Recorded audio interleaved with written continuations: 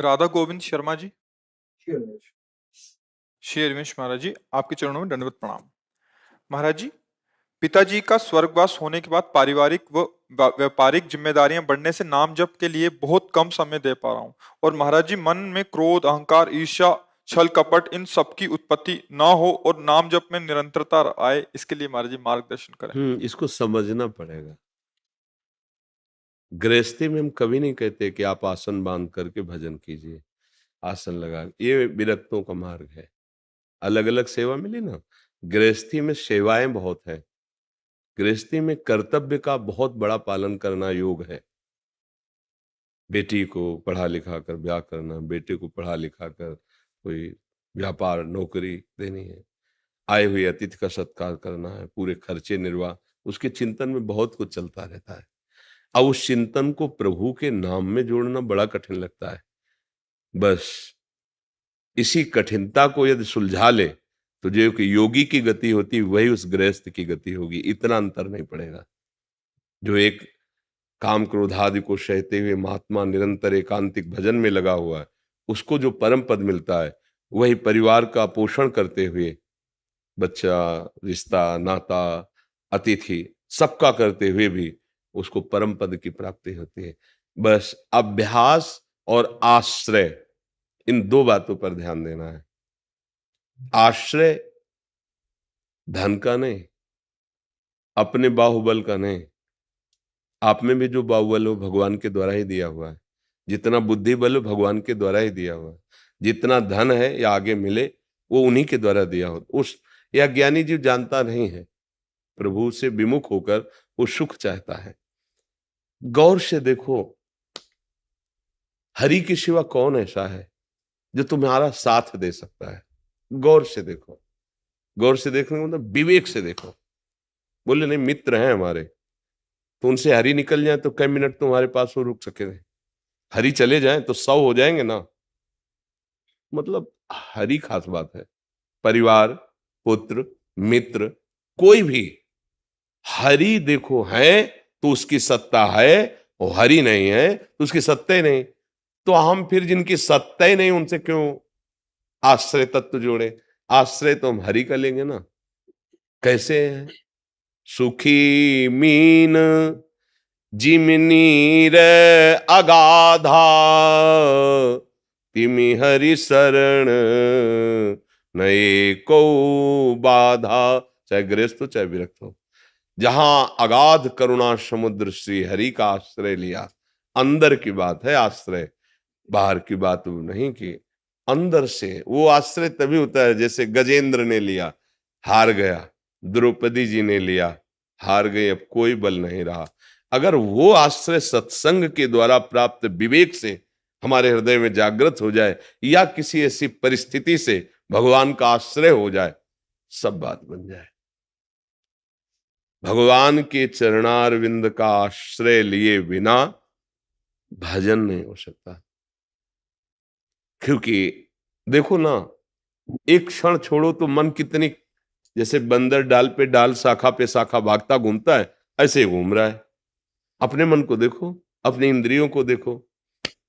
भगवान का पहले सबसे पहला कार्य आश्रय।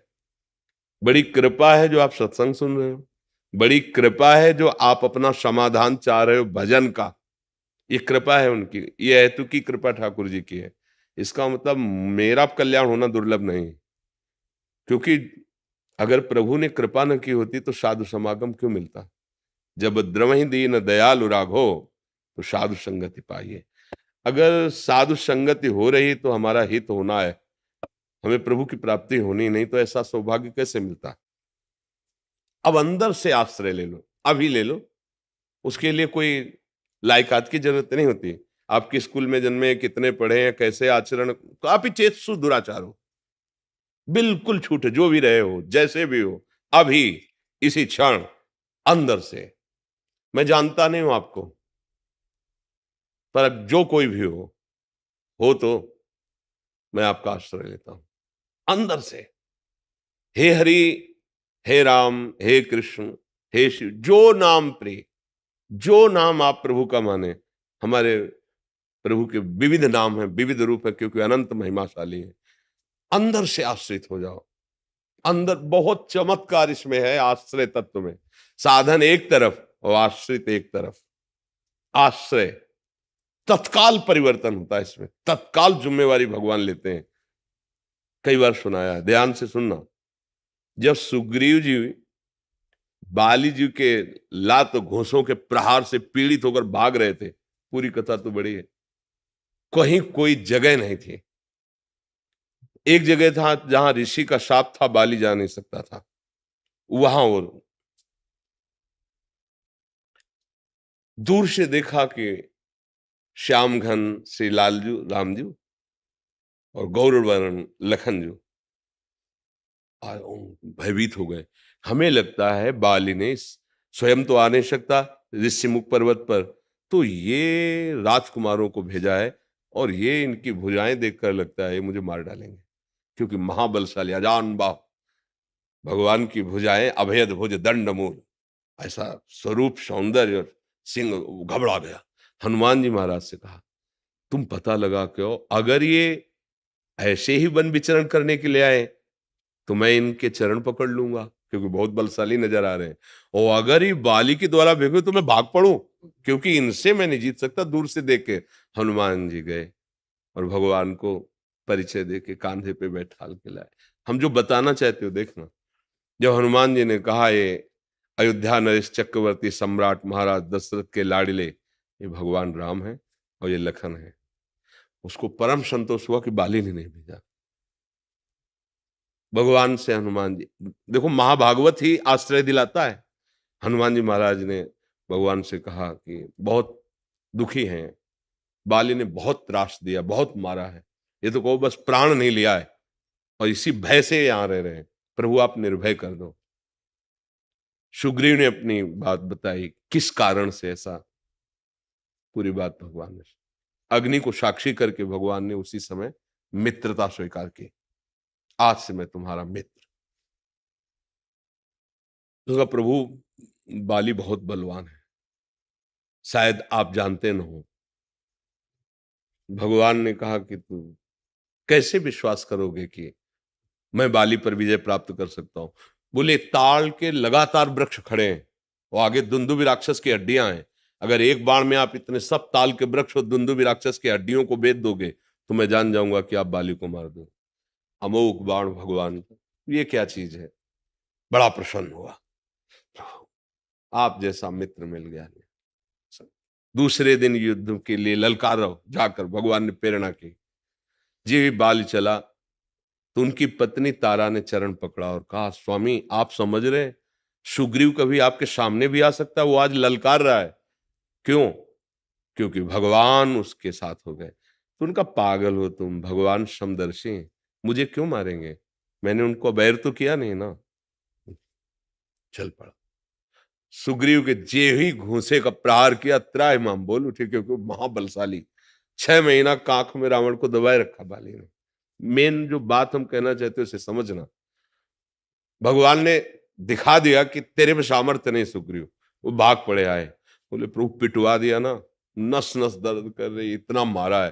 बोले हम क्या करें, तुम दोनों एक रूप थे, एक रूप ही, समझे में नहीं आ रहा था कौन सुग्रीव और कौन बाली। अच्छा ये माला हमारा पहनो और स्पर्श करके सारी पीड़ा, अब जाओ। पहले में ये दर्शाया कि तू सामर्थहीन ऐसा समझ, अब मेरी सामर्थ्य का चवन, अब तो सिंहवत महान बलशाली सुग्रीव। और भगवान ने एक बाण बाली को मारा। बाली जब मूर्छित होकर गिरा, फिर चेतना आई तो सामने देखा नव किशोर अवस्था, कोटि कामों का दमन करने वाले भगवान की सुंदरता।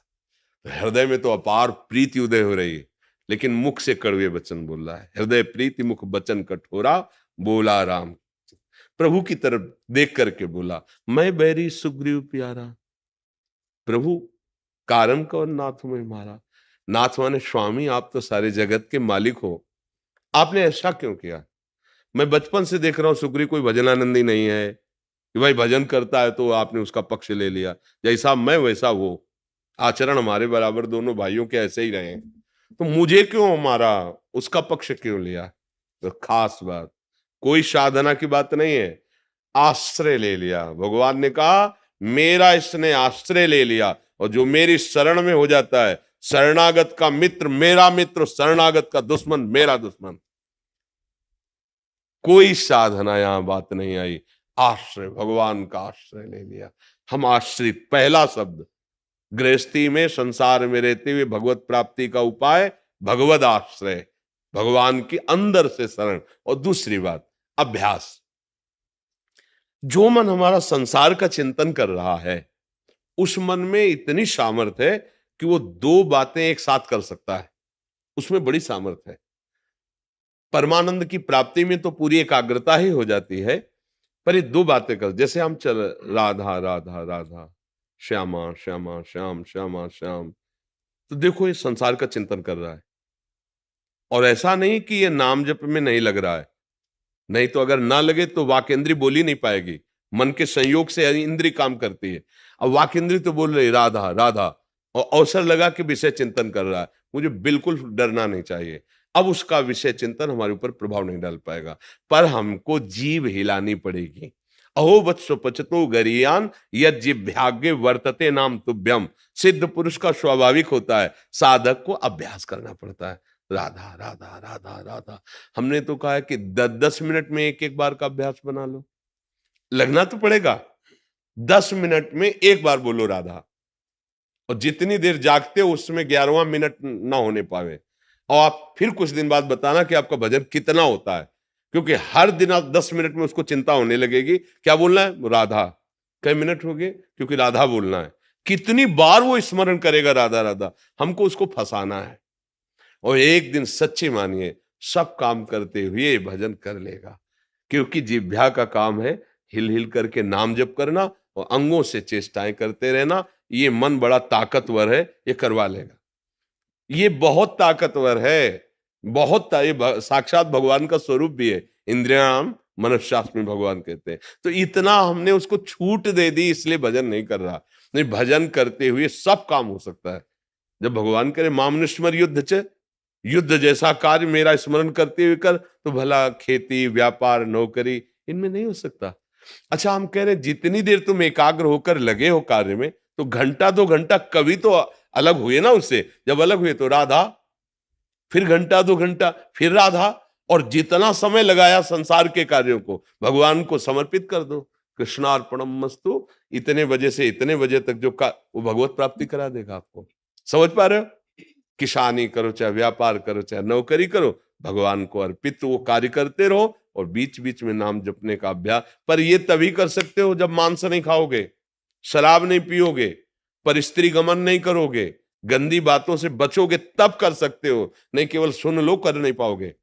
गंदे आचरण करने वाला कभी अध्यात्म की चेष्टाएं नहीं कर सकता, वो बकवास केवल होती है। पवित्रता चाहिए ना, अंतःकरण की पवित्रता, शरीर की पवित्रता, आपके विचार पावन, तब तो ये पावन मार्ग है। तभी तो परम पवित्र भगवान का भजन कर पाओगे, अनुभूति कर पाओगे। अब गंदे गंदे भोजन करो, गंदे गंदे दृश्य देखो, गंदी गंदी विचारधाराएं, और सोचो कि भजन हो, तो फिर नहीं। पापवंत कर सहज स्वभाव भजन मूर्तेन। अच्छे आचरण करो, भगवान के आश्रित रहो, नाम जप करो। जो गति एक मुनि को मिलती है वही गति आपको मिलेगी, क्योंकि भगवान के 2 मार्ग हैं, एक प्रवृत्ति और एक निवृत्ति। तो निवृत्ति है ये मार्ग, और प्रवृत्ति है आपका मार्ग। कितना बड़ा मार्ग है।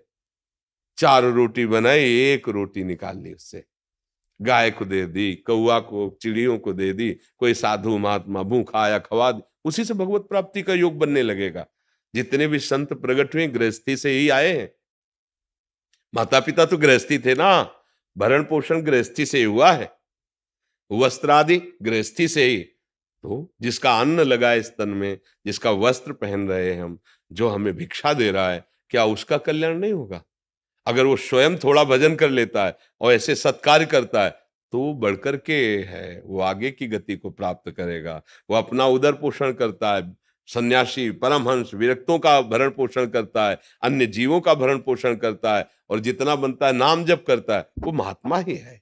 अब व्यभिचार करो और सब गंदे आचरण करो, तो वो कोई भी करे तो दंड तो मिलेगा ना। वैसे सावधान होकर रहो, बहुत बढ़िया गृहस्थी मार्ग में भगवत प्राप्ति हो सकती। भगवद आश्रित, पवित्र आहार, अतिथि सेवा, समाज सेवा, नाम जप, निश्चित निश्चित भगवान की प्राप्ति हो जाएगी।